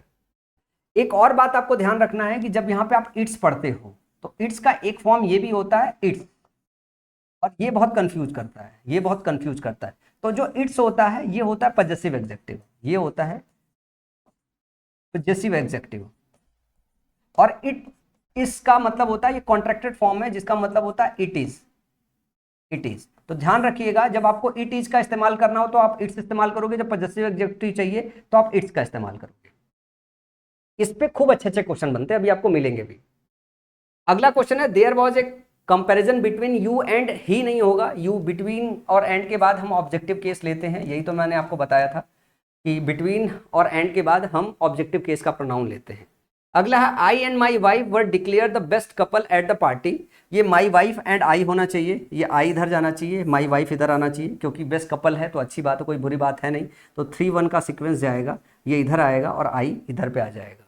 I hope आप ये जो गुड सेंस और बैड सेंस है और ये सीक्वेंस है वो अच्छे से समझ गए होंगे। बस यही वाले क्वेश्चंस आते हैं, 2-3-4 क्वेश्चन और मिल जाएंगे। सीजीएल मेंस का अगला क्वेश्चन देखो, I had forgotten all such thing just for the sake of the greatest good of everyone said there leader. अब जैसे मैंने आपको बताया कि इट वर्सेस इट्स, इनका डिफरेंस हमेशा आपको पता होना चाहिए। इसी तरीके से एक और ग्रुप है जो आपको पता होना चाहिए, एक होता है डियर और एक होता है देयर। देयर का मतलब होता है जब आप वहां के सेंस में इसका इस्तेमाल करते हो, देयर मतलब वहां, इससे प्लेस को रिफर कर रहे होते हैं। और इस देयर का मतलब क्या होता है, इसको आप पजेसिव एग्जेक्टिव की तरह इस्तेमाल कर रहे होते हैं। इस तरह पजेसिव एग्जेक्टिव की तरह इस्तेमाल कर रहे होते हैं। अब जरा सेंटेंस को पढ़ना ध्यान से। Question number 26, I had forgotten all such thing, मैं इस तरीके की सारी चीजें भूल चुका हूं। For the sake of the greater good, अच्छे के लिए, सभी के अच्छे के लिए मैं इस तरीके की सारी बातें भूल चुका हूं। सैड देयर लीडर, उनके लीडर ने कहा, उनके लीडर ने कहा। तो यहां हमको कहना उनके लीडर ने कहा, तो उनके का मतलब क्या होता है, उनका लीडर है, तो यहां पे पजेसिव फॉर्म चाहिए। उनका जो होता है ये पोजीशन बता रहा है, तो उनका लीडर है, उनका के लिए ये दियर नहीं चाहिए, ये चाहिए THEIR, ये वाला दियर। तो कई जगह यहां पे आप देखोगे क्वेश्चन में कि देयर चाहिए, वहां पे देयर डाल दिया गया, देयर चाहिए वहां पे देयर डाल दिया गया। इसको जानबूझ के एक दूसरे की जगह रखा जाता है ताकि आप ना इनके प्रोनाउंसिएशन को देख के ना जल्दी जल्दी एग्जामिनेशन में ध्यान ही मत दो, तो ये आपका ध्यान भटके आने का सीन होता है। लेकिन इस तरीके का क्वेश्चन आता है, जब इस तरीके के 4-6 क्वेश्चन लगा लोगे तो नंगी आंखों से समझ में आने लगेगा कि हाँ ये अगर ये आया तो मेरे को चेक करना है यार, ये नहीं ये होना चाहिए। अगला सवाल है Roger dressed in is best dress shirt silver tie and black jacket. ये क्वेश्चन आया था आपके SSC CGL आई थिंक 17-18 में। ये इज जो है ये इज नहीं लिखना था, एक्चुअली उसको हिज लिखना था और उसने इज लिख के छोड़ दिया था। तो Roger dressed in his best shirt silver tie and black jacket, तो बेस्ट के पहले भी वैसे सुपरलेटिव डिग्री के पहले द चाहिए या आपको पजेसिव एग्जेक्टिव चाहिए, तो इज नहीं हिज डालना था। हिज और इज में थोड़ा सा प्रोनाउंसिएशन का फर्क है, तो बस उसी टोन को लेके क्वेश्चन को बनाया गया था। अगला क्वेश्चन है the phone that my father bought was different from your. अब क्वेश्चन नंबर 28 ऐसा है जिसमें आपको समझना है कि पजेसिव प्रोनाउन का इस्तेमाल कैसे होता है। इस क्वेश्चन में आपको समझना है पजेसिव प्रोनाउन का इस्तेमाल कैसे होना है। 1-2 क्वेश्चन है, इसी से आपको समझना है।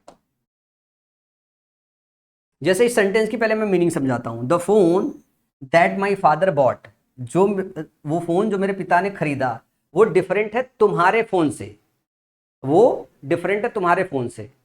या मैं इसको ऐसे कह दूं, जो सेंटेंस कह रहा है कि जो फोन पिताजी ने तुम्हारे खरीदा है वो डिफरेंट है मेरे से। तो जब आप कंपैरिजन करते हो तो कंपैरिजन सिमिलर चीजों में किया जाता है। जैसे आम का आम से करोगे, इमली का इमली से करोगे, फल का फल से करोगे। अब ऐसा नहीं है कि इमली का कंपैरिजन मेरे से कर दो। इसी तरीके से जब आप कंपैरिजन कर रहे हो तो फोन जो पिताजी ने खरीदा, जो मेरे पिताजी ने फोन खरीदा, उसका अगर कंपैरिजन करना है तो मेरे फोन से करना पड़ेगा। तो यहां पे आप क्या लिखो, योर के आगे फोन लगा दो, तो आप क्या लिखोगे, योर फोन, योर फोन। तो तो योर क्या हो गया, यह हो गया पजेसिव एडजेक्टिव और इसके साथ इसका नाउन भी ले लो। तो ध्यान रखो जो पजेसिव एडजेक्टिव होता है वो अपने बाद नाउन जरूर लेता है। पजेसिव एडजेक्टिव बगैर अपने नाउन लिए आता ही नहीं है। लेकिन अगर इन दोनों को कंबाइंड फॉर्म में अगर रिप्लेस करना हो तो योर के साथ अगर नाउन लिखा हो तो आप योर की जगह योर्स लिख दो। ये हो गया आपका पजेसिव प्रोनाउन। क्या हो गया, ये हो गया आपका पजेसिव प्रोनाउन। तो योर प्लस नाउन ये दोनों रिप्लेस हो जाता है। तो एक्चुअली जो सेंटेंस फॉर्म करना था वो इस तरीके से, the phone that my father bought was different from yours लिखना था। उसको क्या लिखना था, योर्स। इसका मतलब हो गया, इस योर्स का मतलब हो गया था योर फोन। और दूसरी चीज है कि सेंटेंस का जो स्ट्रक्चर बनाते हैं उसमें कोशिश करते हैं कि हम नाउन की रिपीटेशन को जितना अवॉइड कर सके। अगर हम योर्स लिखेंगे तो हम ये जो फोन यहाँ पे लिखा है इसकी रिपीटेशन को अवॉइड कर देंगे। अगर मैं योर फोन यहाँ पे पुट करूं, मतलब यहाँ पे फोन इस्तेमाल किया है फिर से फोन हो गया, तो प्रोनाउन बनाया इसीलिए गया है कि हमको नाउन को और उसकी रिपीटेशन को अवॉइड करना है। तो नाउन की रिपीटेशन कैसे अवॉइड हुई, the phone that my father what was different from yours. ये सही होगा, ये करेक्ट स्ट्रक्चर होगा यहाँ पे। समझ में आया पजेसिव प्रोनाउन कैसे इस्तेमाल होता है। ध्यान रखिएगा जब आखिरी में कभी भी आपका पजेसिव एडजेक्टिव आ जाए, इस तरीके के क्वेश्चन को क्रैक करने की ट्रिक कैसे होती है, इसकी ट्रिक ये होती है कि अगर लास्ट में अगर पजेसिव एडजेक्टिव दिया हो, लास्ट में अगर पजेसिव एडजेक्टिव दिया हो तो समझ जाइएगा वहां पजेसिव एडजेक्टिव नहीं चाहिए था, पजेसिव प्रोनाउन चाहिए था। क्योंकि एडजेक्टिव हमेशा अपने बाद नाउन लेता है। लास्ट में दे दिया गया उसके साथ नाउन नहीं दिया गया है तो एग्जामिनर ये जानना चाह रहा है कि आपको पजेसिव प्रोनाउन जैसी चीज पता है कि नहीं पता है। क्योंकि पजेसिव एडजेक्टिव तो अकेले आता नहीं है, वो अपना नाउन लेके ही आएगा। नाउन नहीं है मतलब वहां पे पजेसिव एडजेक्टिव चाहिए नहीं, वहां पजेसिव प्रोनाउन चाहिए था। अगला क्वेश्चन है, people would see bitcoin's current price rise as merely a reflection of their bright future as a stateless currency. लोग देख रहे हैं, पीपल वुड सी बिटकॉइन, लोग देखेंगे बिटकॉइन को current price rise as merely as reflection. जो bitcoin की current price rise है उसको मियरली एक रिफ्लेक्शन की तरह देखेंगे अपने ब्राइट फ्यूचर की, जो कि एक स्टेटलेस करेंसी है। तो जब हम ये दियर ब्राइट फ्यूचर की बात कर रहे हैं तो किसके ब्राइट फ्यूचर की बात कर रहे हैं, people would see bitcoin's current price rise as merely a reflection of their bright future as a stateless currency. तो जो लोग देख रहे हैं वो देख रहे हैं स्टेटलेस करेंसी के ब्राइट फ्यूचर की तरह। तो स्टेटलेस करेंसी के ब्राइट फ्यूचर की तरह अगर हम बात कर रहे हैं तो ये जो ब्राइट फ्यूचर है किसकी बात कर रहे हैं, पीपल की बात कर रहे हैं या फिर बिटकॉइन की बात कर रहे हैं। तो यहाँ पे जो स्टेटलेस करेंसी की तरह ब्राइट फ्यूचर देख रहे हैं वो बिटकॉइन का ब्राइट फ्यूचर देख रहे हैं। तो हमने यहाँ पे दियर ब्राइट फ्यूचर लिखा हुआ है, जो दियर इस्तेमाल किया गया वो बिटकॉइन के लिए इस्तेमाल किया गया। अब बिटकॉइन क्या है, बिटकॉइन सिंगुलर है, बिटकॉइन क्या है, सिंगुलर है। अगर बिटकॉइन सिंगुलर है तो इसके लिए जो आपका पजेसिव एडजेक्टिव होना चाहिए ना कि दियर होना चाहिए, वो होना चाहिए इट्स। अगर इट्स में बात करें तो ये वाला होना चाहिए या इट्स होना चाहिए अपोस्ट्रोफी वाला, तो इट्स होना चाहिए, ये पजेसिव एडजेक्टिव है। समझ में आया बात। तो इस क्वेश्चन में पढ़ के ये समझना था कि ये जो दियर का इस्तेमाल किया गया है वो दियर का इस्तेमाल बिटकॉइन के लिए किया है। लोग जो है वुड सी, लोग देखेंगे बिटकॉइन को जो करंट प्राइस राइज हो रहा है उसको इस तरीके से देख रहे हैं as merely as a reflection, वो रिफ्लेक्शन देख रहे हैं कि स्टेटलेस करेंसी की तरह इसका एक ब्राइट फ्यूचर है। लोग देख रहे हैं कि भाई इसका जो प्राइस राइज हो रहा है स्टेटलेस करेंसी के फॉर्म में, इसका ब्राइट फ्यूचर है। किसका ब्राइट फ्यूचर है, बिटकॉइन का ब्राइट फ्यूचर है। बिटकॉइन का ब्राइट फ्यूचर है तो बिटकॉइन सिंगुलर है, तो इसके लिए जो पजेसिव एडजेक्टिव चाहिए वो चाहिए इट्स, ना कि यहाँ पे दियर चाहिए। समझ में आया। दियर का इस्तेमाल कर दिया गया है कि आप समझो कि ये पीपल के लिए इस्तेमाल है, लोगों के ब्राइट फ्यूचर की बात हो रही है। यहाँ पे बिटकॉइन के ब्राइट फ्यूचर की बात हो रही है एज ए स्टेटलेस करेंसी, तो यहाँ पे हम इट्स का इस्तेमाल करेंगे ना कि दियर का इस्तेमाल करेंगे। अगले क्वेश्चन की तरफ चले। In order for he to attend the meeting, in order for him to attend the meeting, जो फॉर लगा हुआ है प्रीपोजिशन है, प्रीपोजिशन अपने बाद ऑब्जेक्ट लेता है, तो यहाँ पे ऑब्जेक्टिव केस का प्रोनाउन चाहिए। अगला है, why is it that they can develop only a certain aspect of their life. अपने लाइफ की बात कर रहे हैं या उनके लाइफ की बात कर रहे हैं, तो जब दियर लाइफ लिखते हैं तो ये चाहिए उनके लाइफ, यहाँ पजेसिव फॉर्म चाहिए, दियर लाइफ चाहिए ना कि देयर लाइफ। यहाँ प्लेस नहीं बताना है, यहाँ उनके लाइफ की बात करनी है, उनके जिंदगी की बात करनी, इस उनके के लिए ये पजेसिव एडजेक्टिव चाहिए, देयर का इस्तेमाल करना है। एसएससी सीजीएल 2017 मेंस का क्वेश्चन है ये। अगला क्वेश्चन है, there are many inner voices that speak to us inside your head and believe that they should not be trusted.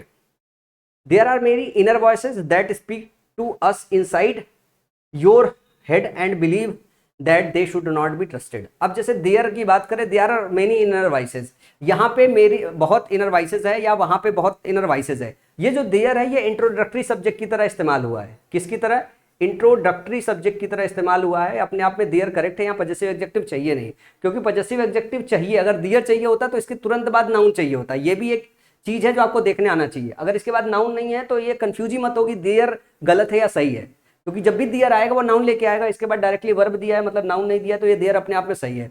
तो there are many inner voices that speak to us inside your head लिखा है। बहुत सारी inner voices है जो बोलती है हमसे इनसाइड योर हेड, हमसे बोलती है कि तुम्हारे हेड में, हमसे बोलती है हमारे हेड में। तो यहां पे योर की जगह लिखना था our head. And believe that they should not be trusted. ये जो दे है ना, ये वॉइसेस के लिए आया है, इस वॉइसेस के लिए आया है, इस वजह से यहां दे का इस्तेमाल है। जो गलत था वो ये गलत था यहां पे। आप सेंटेंस की मीनिंग थोड़ा समझिए। बहुत सारी जो है इनर वॉइसेस है जो बोलती है हमसे, जो हमसे बोलती है टू अस इनसाइड, जो अंदर से बोलती है, जो हमसे बोलती है इनसाइड आवर हेड, हमारे हेड पे, और बिलीव करती है कि दे शुड नॉट बी ट्रस्टेड, कि हमारे उस जो वॉइसेस है उसको ट्रस्ट नहीं किया जा सकता है। तो ये जो है जो बोलती है हमारे हेड में, ये सेम वही क्वेश्चन है जो क्वेश्चन नंबर अभी मैंने बताया था कि भैया उस आदमी को अनयूजुअल स्ट्रेस है तो क्या कहते हैं कि हमें बैलेंस डाइट खाना खाना चाहिए। तो अगर वो हमसे बोल रही है तो हमारे हेड में ही आएगी, हमारे हेड में ही आएगी ना। तो योर हेड में कैसे आ जाएगी, क्योंकि हम यहाँ बात कर रहे हैं अपने से, तो अपने के लिए जो इस्तेमाल होता है वो आवर इस्तेमाल होता है, ना कि योर इस्तेमाल होता है। अगला है क्वेश्चन नंबर 33। एवरीवन एक्सेप्ट, जब हम एक्सेप्ट की बात करते हैं या बट की बात करते हैं तो ये अपने बात जो प्रोनाउन लेता है वो ऑब्जेक्टिव केस लेता है। यहाँ पे सी नहीं होना चाहिए, हर, बस ये तो कीवर्ड आपको पता होना चाहिए। बट और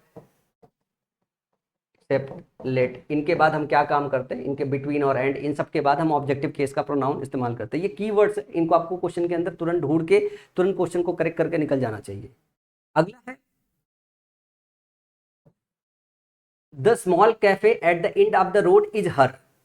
जो स्मॉल कैफे है रोड के अंत में वो उसका है।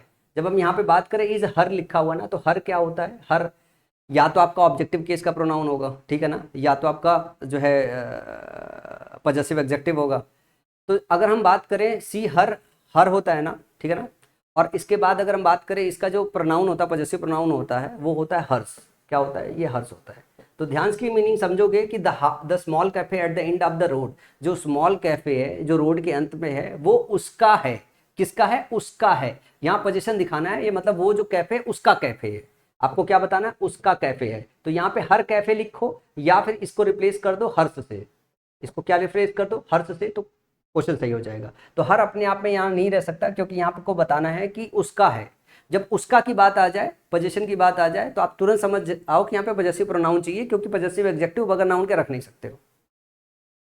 अगला क्वेश्चन है she has been a member of this club since its formation. इसके फॉर्मेशन से, यहाँ पे आएगा इसके फॉर्मेशन से।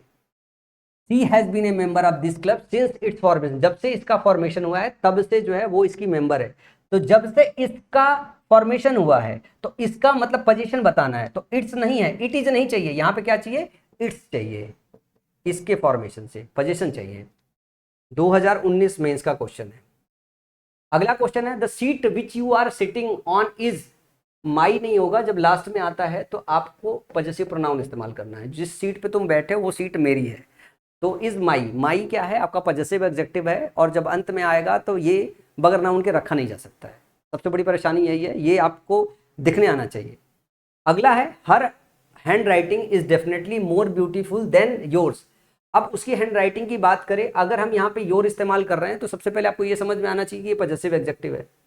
जब पजेसिव एडजेक्टिव की बात करें तो ये अपने आप में अकेला नहीं रह सकता, इसके साथ नाउन आना चाहिए। मान लो हमने इसके साथ नाउन जोड़ दिया, इसीलिए तो पजेसिव प्रोनाउन बनाया गया है। तो इसको पजेसिव प्रोनाउन में कन्वर्ट कर दो, तो इसको क्या कर दो, योर्स। तो उसकी जो हैंड राइटिंग है वो डेफिनेटली मोर ब्यूटीफुल है तुम्हारे से। तो तुम्हारी हैंड राइटिंग से ब्यूटीफुल है, उसकी हैंड राइटिंग तुमसे ब्यूटीफुल नहीं हो सकती, तुम्हारी हैंड राइटिंग से ब्यूटीफुल हो सकती है। तो यहाँ पे योर के साथ हैंड राइटिंग लेना पड़ेगा, और योर और हैंड राइटिंग को रिप्लेस करके आप सीधे सीधे योर्स लिख सकते हो, क्योंकि योर्स का मतलब ये हो गया your plus noun, your plus handwriting. ये सीजीएल 2020 मेंस का क्वेश्चन। अगला है 2017 मेंस का question. There is direct evidence that when learning occurs neurochemical communication between neurons is facilitated and less input is required. लिखा है there is direct evidence. जब हम there का इस्तेमाल करते हैं तो ध्यान से देखो कि देयर के बाद क्या होगा, देयर के बाद हमको क्या चाहिए, नाउन। और इसके बाद सीधा सीधा वर्ब दिया हुआ है, तो आपको तुरंत समझ में आ जाना चाहिए कि ये वाला देयर नहीं चाहिए, ये वाला देयर चाहिए।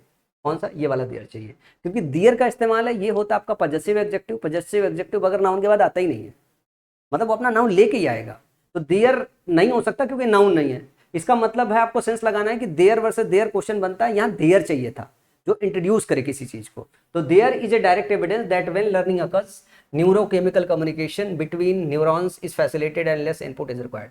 अगर ध्यान से देखो इस क्वेश्चन में सिर्फ इतनी छोटी सी बात अगर आप प्रोनाउन के चैप्टर में सीख के जाओ, तो अगर इसकी पूरी मीनिंग भी ना समझ में आए, तो जैसे ही आप यहाँ से स्टार्ट करोगे नंगी आंखों से दिख जाएगा कि सेंटेंस पढ़ने की जरूरत नहीं है।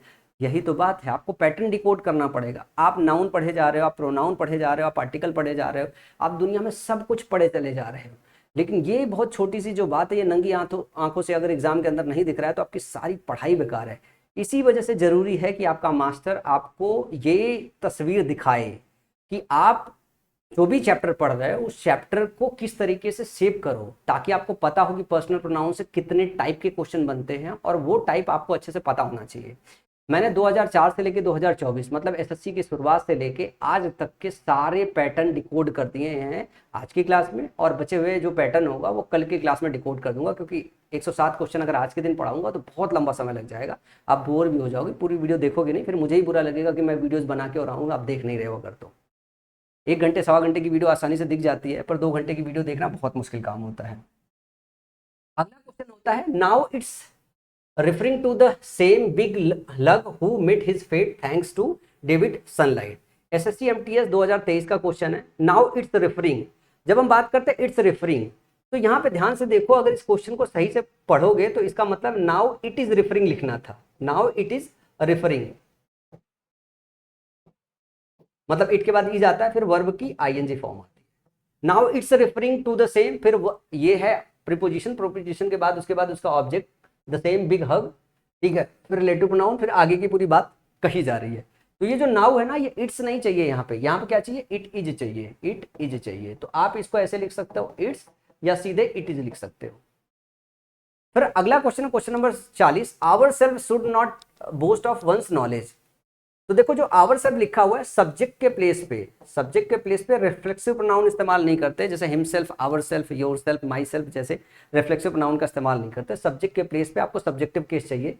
तो शुड की अगर बात करें तो ये मॉडल है, इसके पहले इसका सब्जेक्ट, ये जो हेल्पिंग वर्ब है, इसके पहले आपको क्या चाहिए, प्रोनाउन चाहिए, वो प्रोनाउन सब्जेक्टिव केस में होना चाहिए। और यहाँ पे वंस का इस्तेमाल है, तो वंस अगर यहाँ पे इस्तेमाल है तो यहाँ पे भी वन का इस्तेमाल होता है। तो वन शुड ऐसे इस्तेमाल करोगे, ये इंडेफिनिट प्रोनाउन का केस आता है। One should not boast of one's knowledge, वैसे ये पर्सनल प्रोनाउन का केस नहीं है, ये आपका इंडेफिनिट प्रोनाउन का है, वो आपका पैटर्न नंबर 7 है, पैटर्न नंबर 7 है। लेकिन यहाँ पे आ गया तो मैं आपको बता दूं, वन के लिए वंस का इस्तेमाल होता है। वन एक इंडेफिनिट प्रोनाउन है, वन के लिए वंस का इस्तेमाल होता है।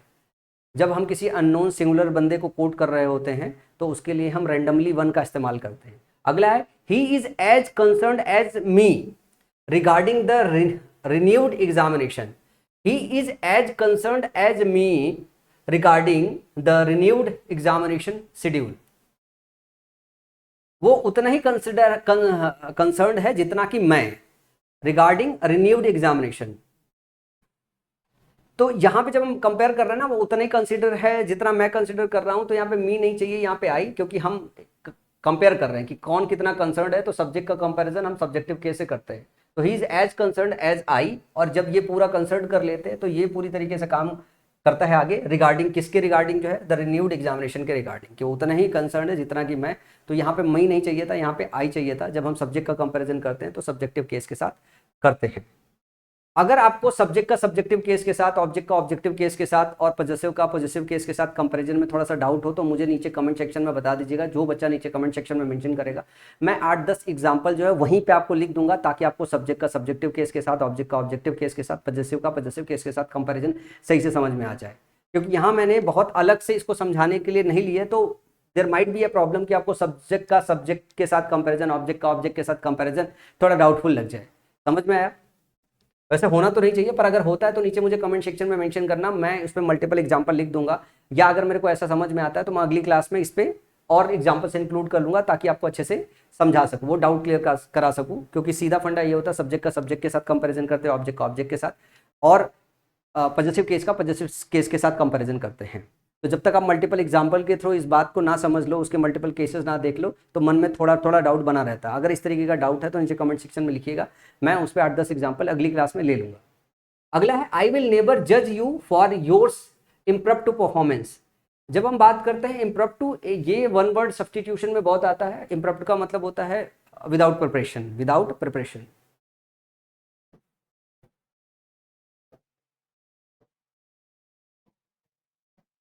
योर्स, योर्स की बात कर रहे हैं। जब हम योर्स की बात करते हैं तो योर्स में अपने आप में नाउन छुपा होता है, इसके बाद हम नाउन नहीं लेते। तो ध्यान से देखो कि हम बोल रहे हैं इट विल नेवर जज you, sorry I will never जज यू, मैं तुम्हें कभी जज नहीं करूंगा तुम्हारे इम्प्रम्प्टू परफॉर्मेंस की वजह से, ठीक है ना।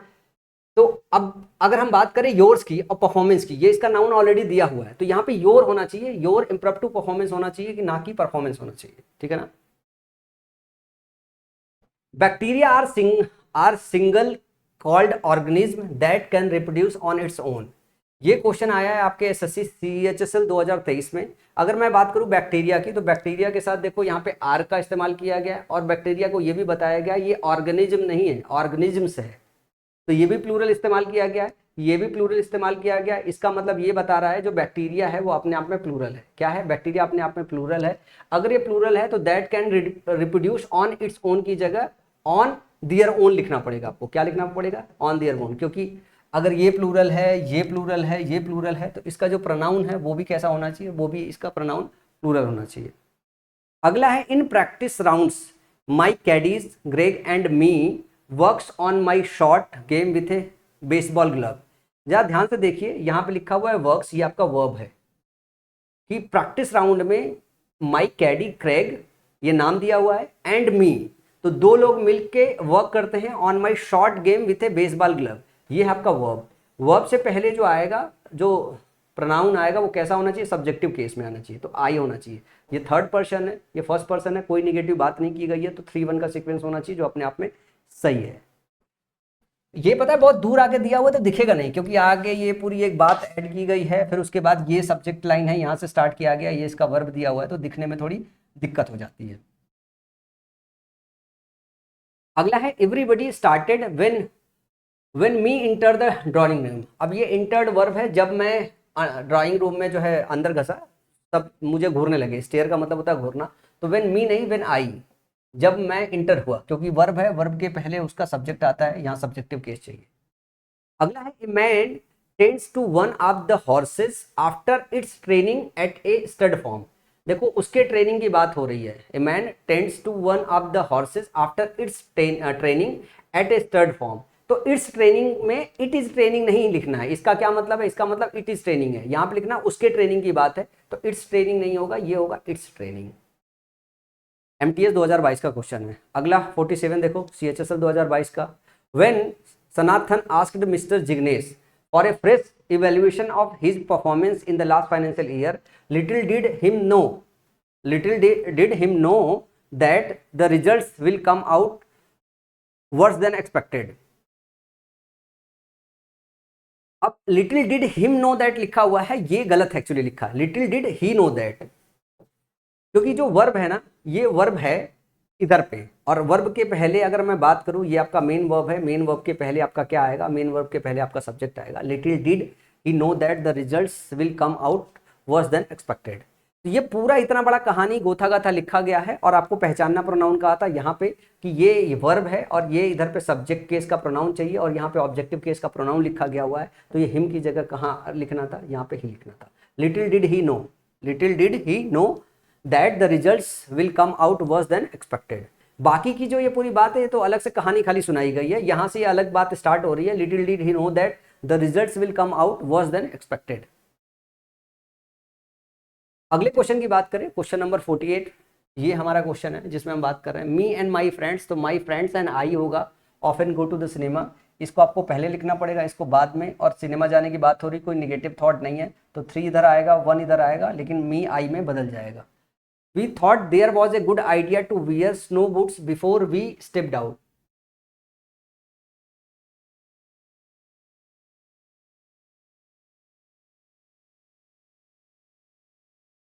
अब यहां पे जरा ध्यान से देखना, वी थॉट हमने सोचा there was a good idea to wear snow boots before we stepped out. तो यहां पे ध्यान से देखो, यहां पे वहां का सेंस नहीं देना था, यहां पे ये बोलना था वी थॉट, हमने सोचा, there was a good idea, there was a good idea, तो यहां पे आपको इस्तेमाल करना था डियर, और इसके साथ डियर्स इस्तेमाल करो, theirs was a good idea, मतलब उनका आइडिया अच्छा आइडिया था to wear snow boots before we stepped out.